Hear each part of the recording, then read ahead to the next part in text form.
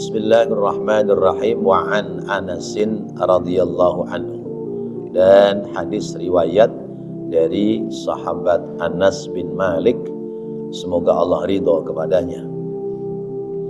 Annal Yahuda, bahwasanya orang-orang Yahudi, kanu adalah mereka, idza hadatil mar'atu, idza hadat, apabila haid, apabila menstruasi, al mar'atu, seorang perempuan, fihim, di antara mereka, lam yu'akiluha,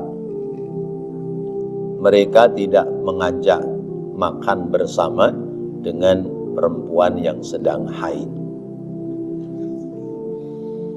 Faqala an-nabiyyu, lalu Nabi Muhammad sallallahu alaihi wasallam bersabda, isna'u kulla syai'in illa nikaha. Isna'u, kerjakanlah olehmu, kulla syai'in, segala sesuatu, illa nikaha, kecuali nikah. Nikah yang dimaksud adalah al-jima', bersetubuh ya. Baik, mari kita baca terlebih dahulu. Bismillahirrahmanirrahim. Wa an Anasin, dan dari sahabat Anas radhiyallahu anhu, annal Yahuda, bahwasanya orang Yahudi, kanu, adalah, idza hadat, apabila haid, al mar'atu, perempuan, fihim, di antara mereka, lam yu'akiluha, mereka tidak makan bersama dengannya. Faqala, lalu bersabda an-nabiyyu, Nabi Muhammad sallallahu alaihi wasallam,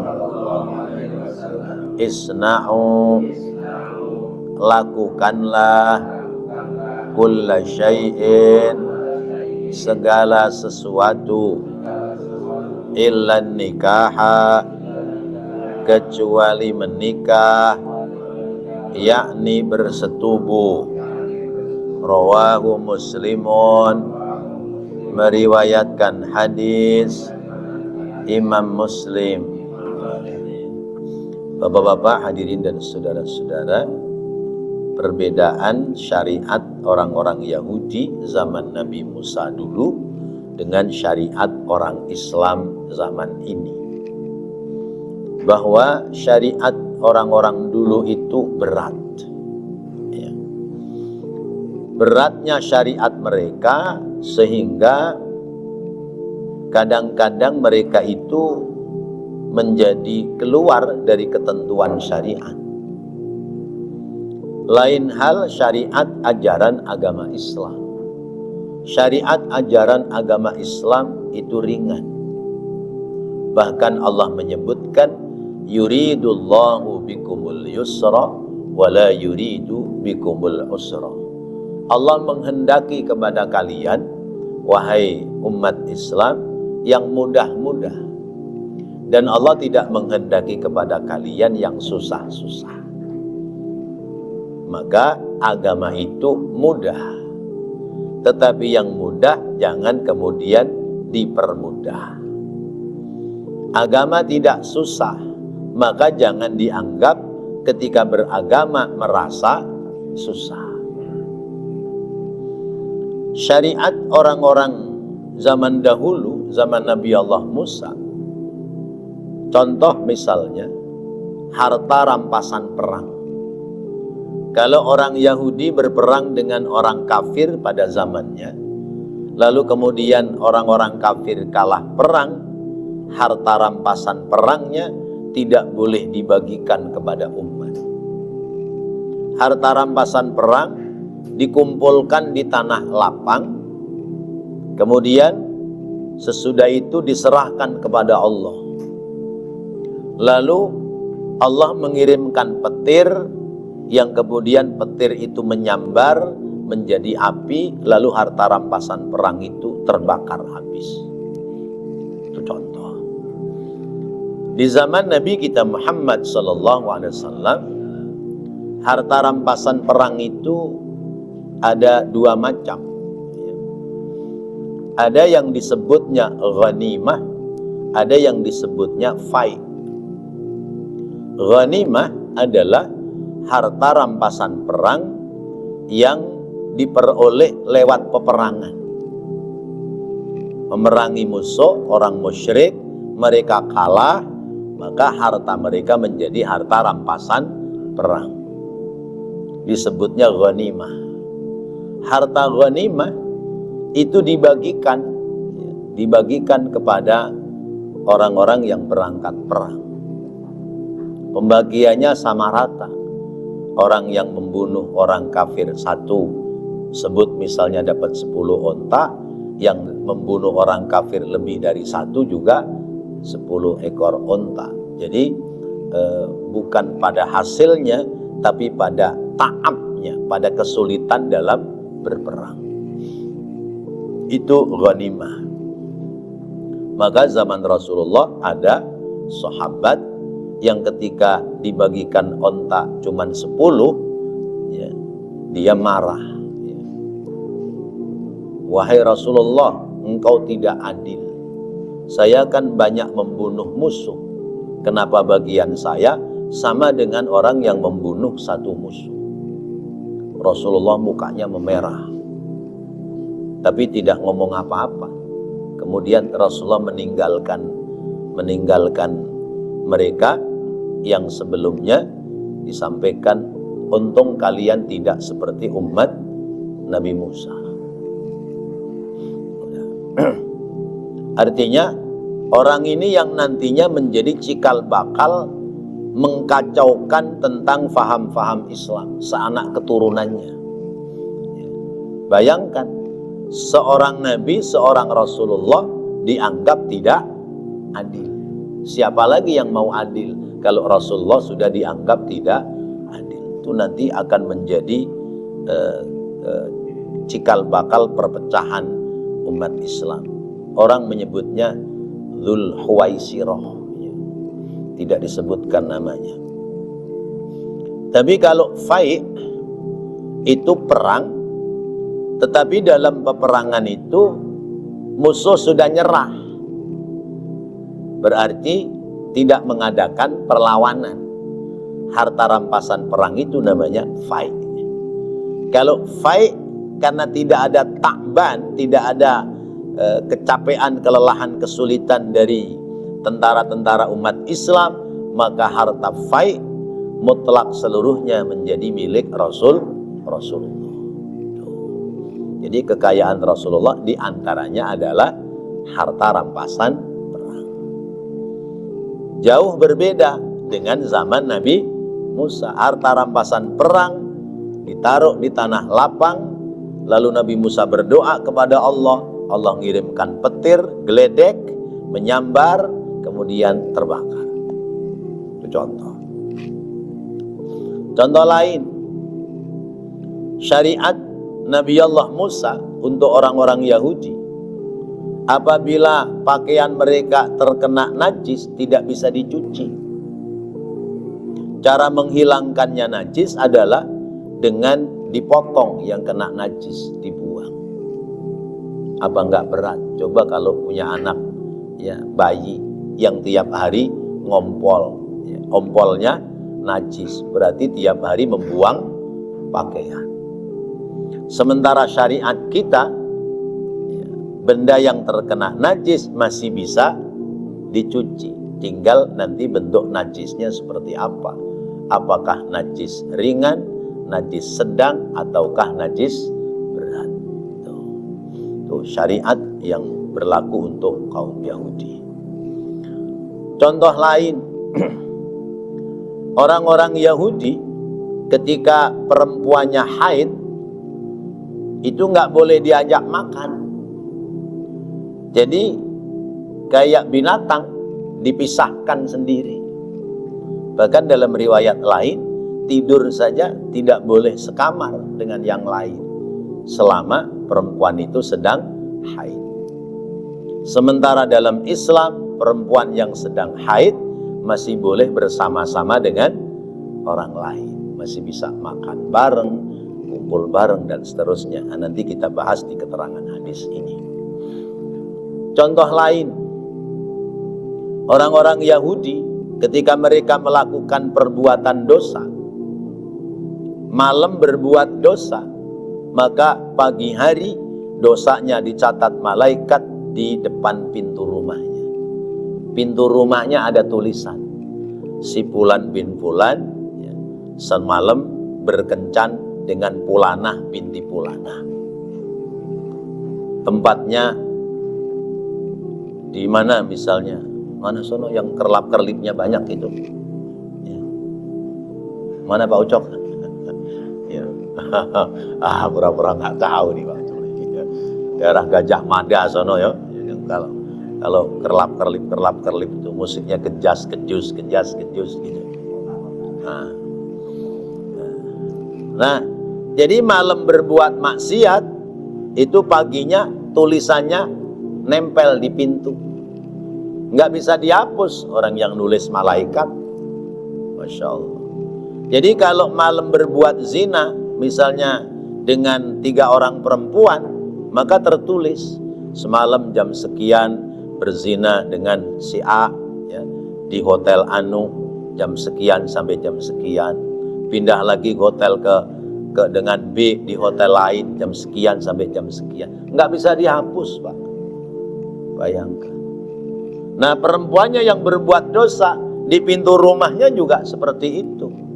Kira-kira kalau orang perempuan malam-malam ya pergi bilangnya mau ke majelis taklim, tahu-tahu berbuat serong dengan laki-laki lain, bisa ditutupin apa tidak? Nggak bisa, karena tertulis di pintu rumahnya. Apalagi orang laki, mau kemana malam Jumat? Pengajian, di mana? At-Taqwa itu. Oh ya udah, istri mah percaya aja.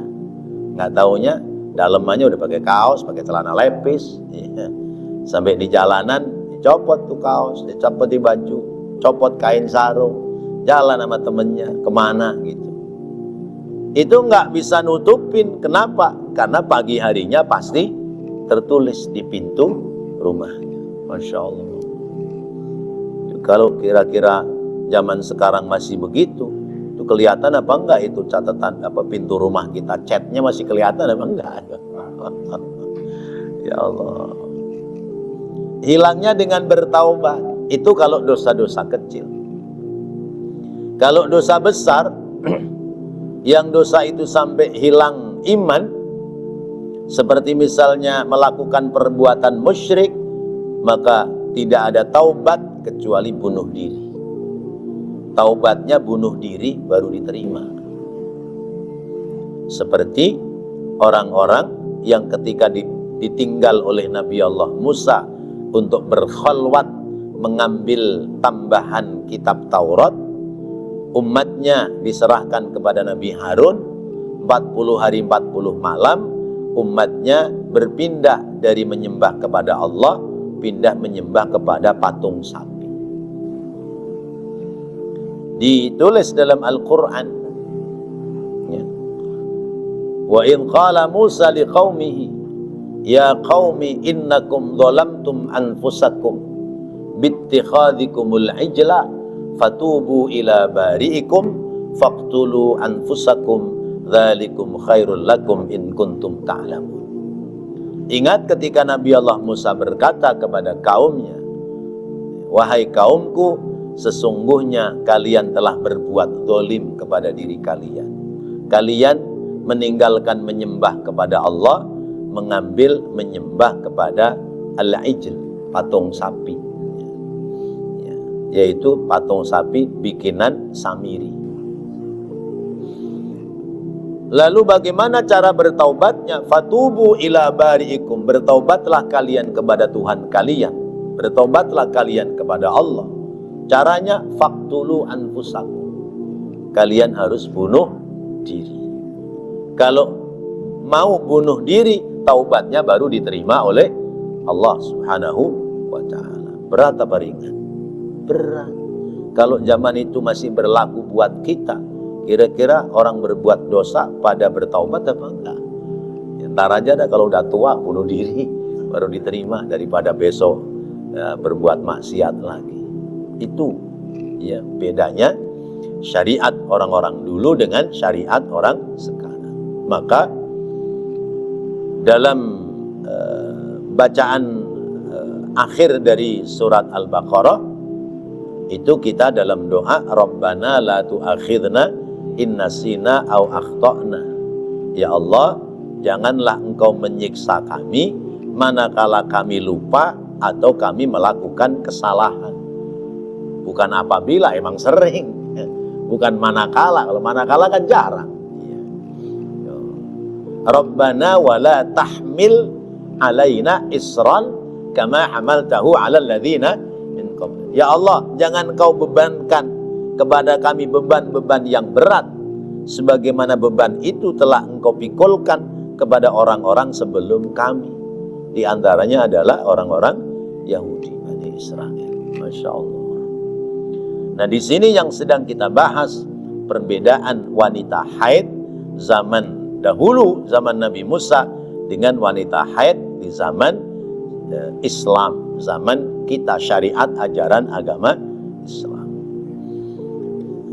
Maka ketika sahabat Anas bin Malik mengatakan orang Yahudi zaman dulu, orang perempuan kalau haid makan bareng aja kagak boleh, gitu kira-kira. Rasulullah langsung menyampaikan, berbuatlah kalian terhadap istrimu sekalipun sedang haid, berbuat apa saja, yang penting jangan bersetubuh. Jadi masih boleh, alhamdulillah. Coba kalau nggak boleh, kalau nggak boleh kan repot. Ya kalau mennya cuman sehari semalam atau cuman seminggu. Nah kalau haidnya sampai 15 hari, kan puasa kita. Ya. Sebab inda Syafi'i, menurut madhab Imam Syafi'i, aqallul haidi yaumun wa lailatun.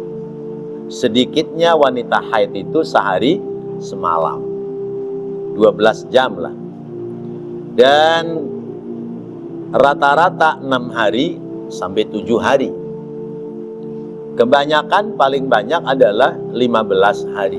Itu menurut Imam Syafi'i. Betapa berat kita kaum laki-laki yang masih normal suruh berpuasa selama 15 hari. Ya Allah, berat. Ya. Ya. Saya aja yang udah tua kayaknya puasa 15 hari itu udah berat. Iya. Iya. Iya, puasa itu bukan puasa makan dan minum. Ya Allah. Umumnya kemampuan laki-laki yang normal itu ya 6 hari, 7 hari. Lewat dari situ, pala udah nyut-nyutan. Umumnya begitu. Iya, hafal bener. Emang kerjaan orang laki begitu. Iya.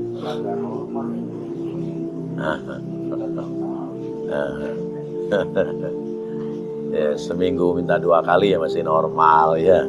Ya. Ya, yang normal kan setiap hari. Maunya ya. Ya Allah. Nah, lalu bagaimana dengan perempuan yang sedang haid? Boleh nggak at-tamattu, mengambil kenikmatan di saat istri sedang haid? Kata Rasulullah, boleh. Ya, yang penting tidak melakukan setubuh. Maka makna isna'u kulla syai'in illa nikah, ya, berbuatlah kamu sesukamu kecuali bersetubuh, maknanya adalah jawazul istimta'i fima dunal farji, yaitu boleh mengambil kenikmatan selain daripada kemaluan, ya. Kabatniha, seperti misalnya mengecup perutnya misalnya, wa sadriha, dan bermain sekwilda, ya, sekitar wilayah dada, wa fakhidhiha, atau di pahanya, ya. Jadi boleh, ya, masih boleh, ya. Ya, suami kerja jauh, ya, 3 bulan 4 bulan baru pulang, begitu pulang lampu merah, kan bingung gimana ini, pas pulang lampu merah, kagak ada serepnya lagi. Kalau ada serep bisa tempat lain Pak RT, ya. Ini serep kagak ada, ya, hiji deui, itu lagi atuh doang. Ya Allah, lagi merah, bagaimana? Masih ada cara lain, ya. Bagaimana istri tetap bisa menservis suaminya, memberikan kepuasan kepada suaminya, sekalipun tidak dengan cara hubungan bersetubuh. Inilah agama mengajarkan kepada kita. Leh, Ucok pegangin leh. Hujan soalnya leh.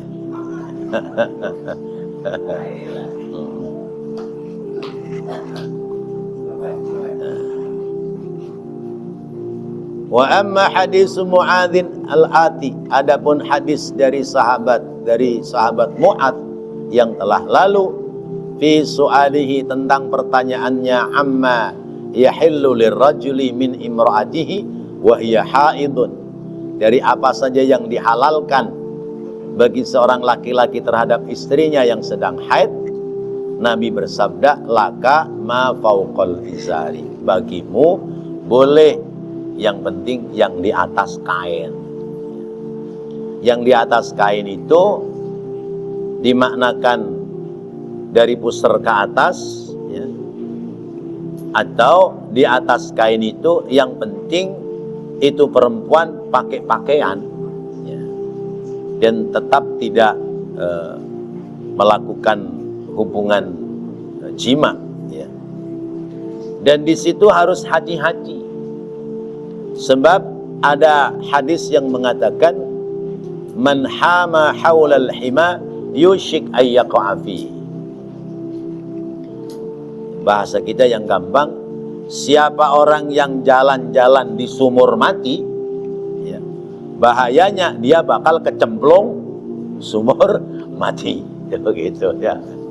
Ya, zaman dulu kan gitu, kebun, ya, kebun itu ada sumur mati. Sumur matinya ada rumputnya tuh, rumputnya tebal tuh, lari nggak tahunya nyerosot ke situ, masuk ke sumur, ya. Tuh, ya Allah.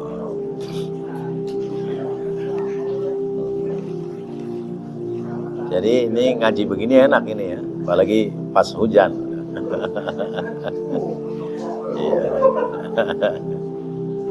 Maqala suatu, maka kesimpulannya, fi hadis isna'u, tentang hadis ini, yaitu tahrimul jima, haram hubungan sebadan, ya, haram hubungan setubuh, wa jawazu ma siwahu, dan boleh selain daripada jima, ya.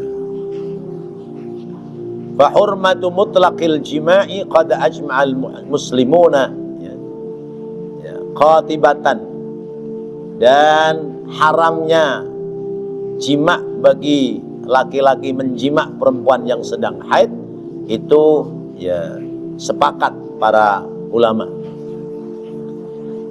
Sebab apa? Nutiqa fil Quran, dijelaskan dalam Al-Quran, yaitu surat Al-Baqarah 222.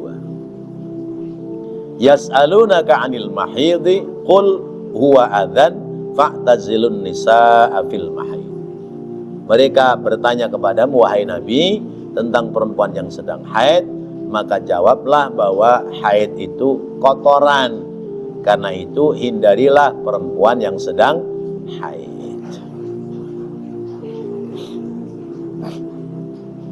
Jadi kesimpulannya adalah haram berjima, tapi halal selain daripada jima. Al-mubasyarah fima fawqa surrati wa tahta rukbati, bidzakari awil qubulati awil mu'anaqati au ala ayyi kaifiyatin kanat.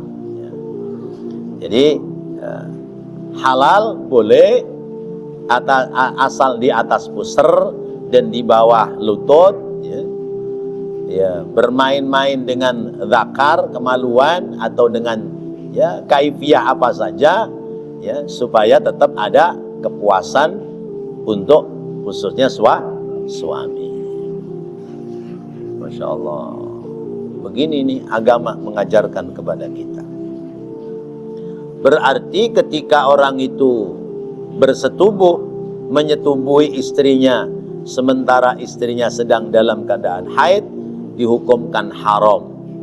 Maka apabila dilakukan berarti dia telah melakukan perbuatan dosa, karena itu melanggar larangan Allah. Sekalipun istrinya sendiri, ya, sekalipun istrinya sendiri.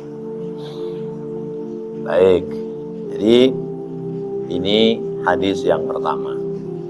Lalu hadis yang kedua lebih menegaskan dari hadis yang pertama. Wa an Aisyah radhiyallahu anha qalat, dan dari Sayyidatina Aisyah radhiyallahu anha qalat, dia berkata, kana Rasulullah, bahwasanya Rasulullah sallallahu alaihi wasallam ya'muruni, memerintahkan kepadaku, fa'attaziru, lalu aku menggunakan kain, fayubashiruni, lalu beliau menyentuhku, wa ana haidun, sedangkan aku dalam keadaan haid. Muttafaqun alaihi, hadis riwayat Imam Bukhari dan Imam Muslim. Rasulullah sedang gilir di rumah Siti Aisyah. Ya. Kalau lebih dari satu ada gilirnya. Kalau satu doang mau gilir apaan? Ya. Nggak ada giliran-gilirannya. Ya. Ya. Yang lalu saya sampaikan, istri satu itu kayak yuyu, ya, kepiting sawah. Biar kata jalan kemana-mana, lubangnya balik ke lubang yang satu, tidak berpindah ke lubang yang lain.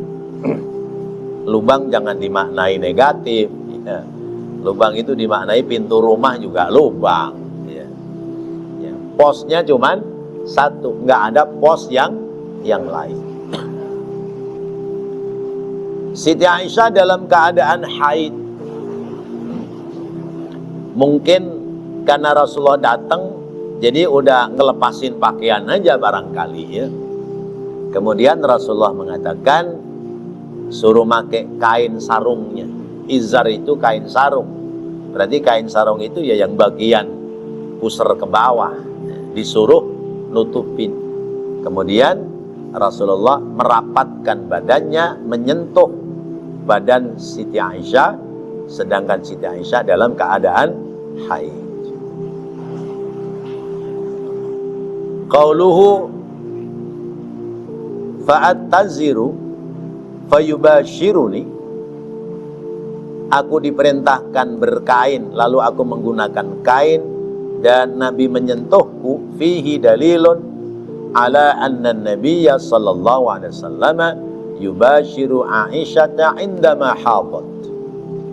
Ini menjadi dalil bahwa Nabi menggauli Siti Aisyah sementara beliau sedang haid.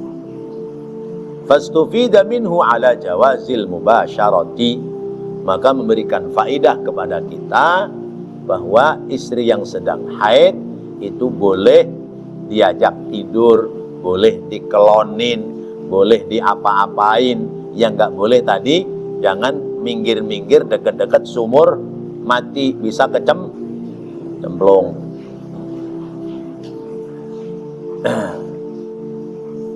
Barangkali ya semua udah pada punya pengalaman, ya.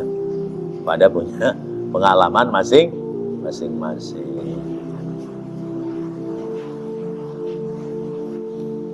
Par Rasulu alaihi salatu wassalam kana yamliku nafsahu. Karuan kalau Nabi bisa mengendalikan nafsunya. faman malaka nafsahu 'anil wuqu'i fil farjil manhi anhu jaza ayyubashir. Maka Nabi bisa mengendalikan diri ya untuk tidak melakukan hubungan sebadan ya, sekedar melakukan hubungan yang lain. Wa amma man lam yuhafid wa amma man lam yahfad nafsahu 'anil wuqu'i fihi. Sedangkan orang-orang yang syahwatnya besar, mengendalikan nafsunya tidak bisa, maka lam yajuz ayyubashira zawjahu 'indal haid. Sebaiknya ya jangan berlebih-lebihan menggauli istrinya manakala sedang haid. Ya, boleh jadi namanya istrinya juga sudah dalam tanda kutip terangsang, akhirnya kejadian ya. Tapi kalau misalnya istrinya masih kuat jaga diri ya, begitu suaminya udah mau ke dekat-dekat sumur mati, ditendang kali ya, apa didorong gitu ya. Tapi kalau kemudian sama-sama sudah ya sampai pada titiknya, ya kadang suka lupa, seperti ya sedang puasa melakukan hubungan sebadan. Itu kan kalau tidak sama-sama menikmati kan tidak mungkin terjadi. Karena apa? Sanksinya berat ya. Puasa memerdekakan budak, atau puasa 2 bulan berturut-turut, atau sedekah kepada 60 orang fakir miskin. Kan berat itu sanksi. Tapi kenyataannya bulan puasa ada yang kebobolan enggak?